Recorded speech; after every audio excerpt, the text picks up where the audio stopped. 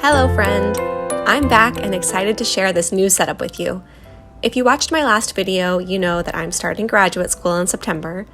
Well, I finally got access to my online coursework and syllabi and could not resist setting up a section in my bullet journal. In the last video, I showed you my September setup with Mousy Mouse and Toby heading off to school. Now I've left a few pages blank for the remainder of the month. Stay tuned for a video setting up those weekly spreads. And now I'm getting ready to set up my syllabi/semester overview section. Hopefully this spread will provide some inspiration for any fellow students, or that you'll at least enjoy what you see. Now it's time to get comfy and jump right in. I'm starting off with a cover page. This full setup is going to spread across a few pages, and I wanted something to mark off the section and tie it all together. I didn't really know where I was going with this until I put pencil to paper to sketch it out first, and then the ideas started flowing from there. I did know that I wanted to give the page a purple border and thought it would be cool to add the school symbol at the top. I'll be attending Emerson's online speech pathology program, which they call Speech at Emerson, and their symbol is this cursive style E. I probably could have made the transition smoother between the E and the border, but overall, I really like the way it looks. Emerson's school colors are purple and gold, so that is the color scheme I'm going for with this setup. In the center of the page, I drew a stack of 3 books, which I'll color in later, and also add the title of the school. While you could certainly leave the cover page at that, I decided that it needed more. So I decided to add one of these old-fashioned style table lamps and a piece of paper.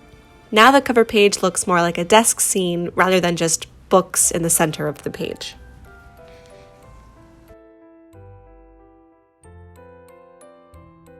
I used the piece of paper at the bottom to indicate that this setup is for the first semester of the program. I thought about drawing the lines to make it look like a piece of notebook paper, but I actually take my school notes on hole-punched computer paper, so I kept it plain instead. I'm doing the 5-semester track of this program and plan to hopefully do a similar setup for each semester, though I will likely make some changes or adjustments depending on what works and what doesn't work during the semester. If you like this video and want to see more setups like this in the future, let me know in the comments and I'll be sure to create a video at the start of each semester with my setup. I'd also be happy to create any other student-related content if you're interested. I could explain my note-taking process, show other spread ideas, or even take some suggestions and create spreads based on what you would find helpful for your time in school. But enough of this tangent, let's get back to the spread. I'm using my Arteza colored pencils to fill in the drawings. I'm using an artist's Loft notebook from Michael's, and the pages are fairly thin and are subject to ghosting. While it isn't a significant amount of ghosting with my Mildliners or super tips, I avoid the ghosting altogether when I use colored pencils. So, with this page complete, let's flip over and work on the first real content page of this setup. This page is for my semester overview. I've created a table at the top of the page where I will map out my course schedule. I made the table run from Monday through Friday along the top and from 3 p.m. to 11 p.m. along the left side. I don't have courses on the weekends and they're also all in the evenings, so I didn't need the extra days or times listed in this table. If you are recreating the spread, you can easily make adjustments to fit your needs with your schedule. This next table is for important contact information.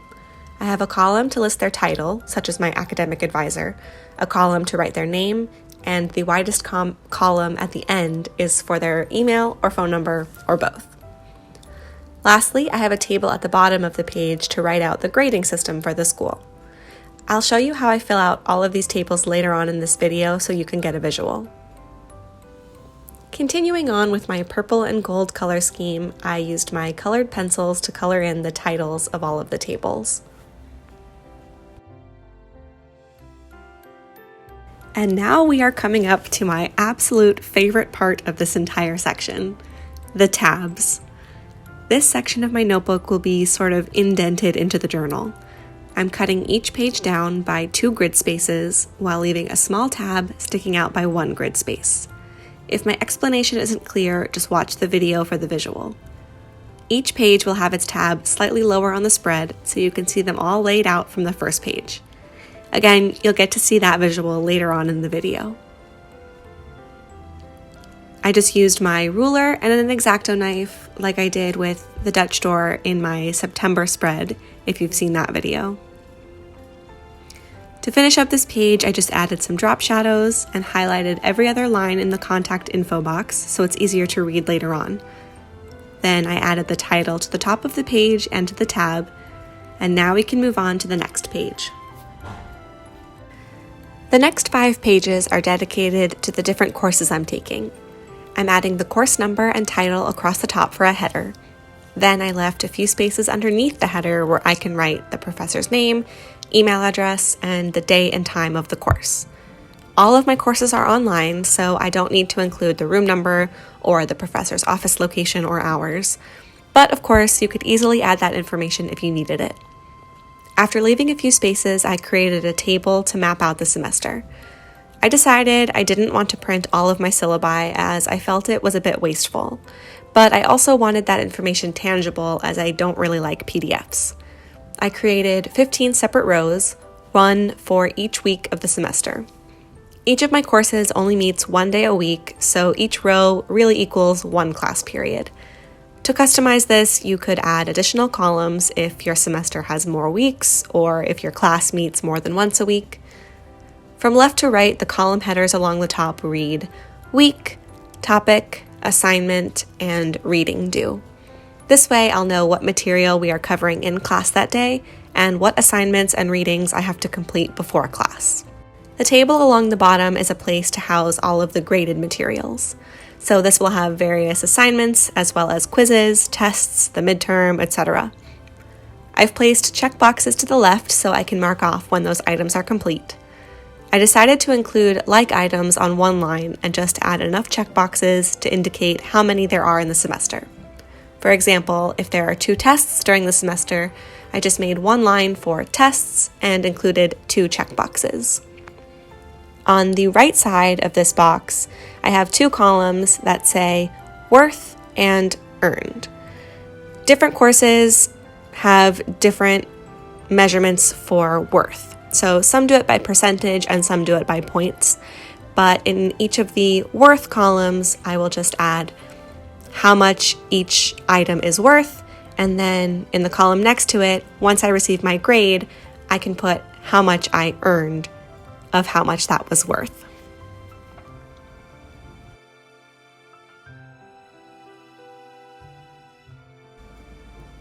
As you just saw, I showed some stickers that I will be using on the left side of this spread. These are the mini calendar stickers I recently added to my shop, crafted by Corley. I'm using the clear sticker option, and they also come in matte, removable matte, and premium matte. I've sectioned off this page into the 4 months of the semester. I can fill this section in with notes or specifics about assignments or anything else I need to note down as the semester goes on. Adding the month titles to each calendar, and then it's time to create the tab for this page. As you can see, I made this one slightly lower on the page than I did for the overview, so you can see them both from the top page. I also decided to add color to the tabs to make them stick out more. The setup for the next 4 pages is basically the same, so I'll quickly just show those all set up so I'm not repeating basically the same footage over and over.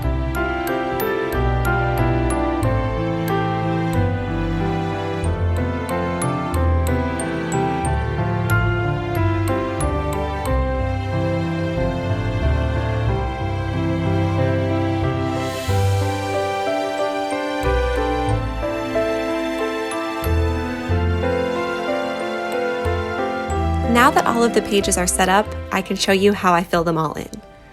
As I mentioned earlier, I'm using this top table on the overview page for my weekly course schedule. I blocked off the times I have class with my colored pencils and added the title of each course within that box. You could also just write the course numbers instead, but I never remember what the course numbers are, so I find it more helpful to have the title of the course. You could also color code each course, especially if you're using that method in the rest of your bullet journal. But since I don't plan to color code my courses, I'll be color coding my notes instead. I just stuck with purple and gold for all of them.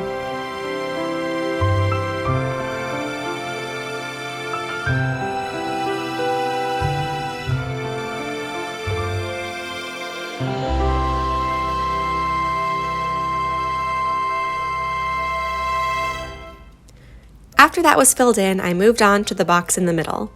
I'll be keeping the contact information for my academic advisor as well as my placement specialist. My placement specialist is my contact person for my internship placements. As of right now, I'm only including these two people, but I've given myself 3 extra boxes in case I need to write anyone else down later on. For confidentiality, I've only filled in the title column and have left their names and contact information out of this video. The grading table at the bottom is pretty self-explanatory. There are 5 columns separating the A's, B's, C's, D, and F ranges. Then there are 3 rows to indicate a plus, regular, or minus. Now flipping over, I can show you how I fill in the boxes on each course-specific spread. In the first column, I write the week number, though you could also change this and write in the date of the class. So for this example, I wrote the number 1. Then in the topics column, I looked at my syllabus and saw we will be covering case history and gathering information. So I wrote case history and info. We don't have any assignments due for this first class, so I've left that column blank. But since we need to have read a few sections from 2 different books, I've indicated the author of the book and the pages I need to read before class. Then I will repeat this process for each of the following 14 weeks. The bottom table is for the graded items. We have 2 SimuCase assignments in this course. This is an online platform where we can watch assessments and therapy sessions. So the first row has 2 checkboxes, 1 for each assignment, and in the description column I wrote SimuCase. Each assignment is worth 5 points, so I wrote 5 and 5, and we'll be able to fill in how many points I earn once I receive the grades for those assignments.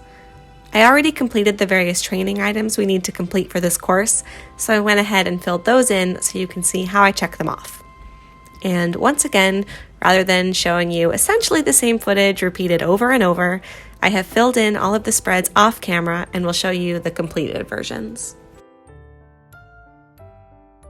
I originally thought I would be finished with the spreads at this point, but inspiration struck and I decided to color code my weeks.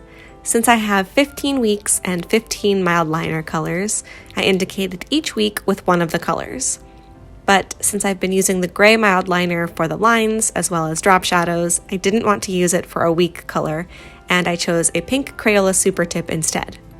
For this, I just highlighted the day of the week for the course on the mini calendar sticker and placed a dot next to the coordinating week on the syllabus box.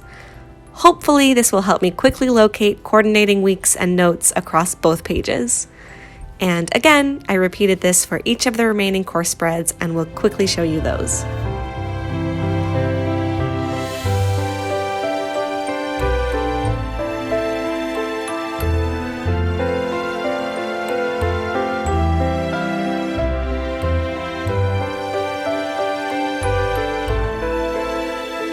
And that was it for this setup. So now let's take a look at the final flip through. I am really proud of the way this section of my bullet journal turned out, and I'm really hopeful this will be handy to have throughout this first semester. Thank you so much for watching this video and taking on this bullet journal adventure with me. If you want to see more school-related setups or you have suggestions for other spreads you'd like to see, drop those in the comments. And if you enjoyed this video, I'd really appreciate a little thumbs up. Be sure to subscribe and hit the bell so you don't miss future video uploads. And as always, whatever combinations of buttons you choose to click, I am truly grateful sharing this bullet journey with you. Happy planning and see you next time.